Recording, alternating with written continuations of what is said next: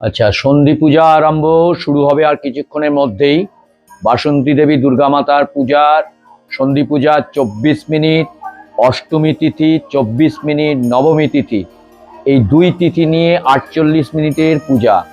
তার মধ্যে পূজা আরম্ভ হচ্ছে পঞ্জিকা মতে 2:06 দুপুর, আর পূজার জয়ন্তীমালা অর্থাৎ বলিদান হবে 2:30 পূজা সমার্পণ 54।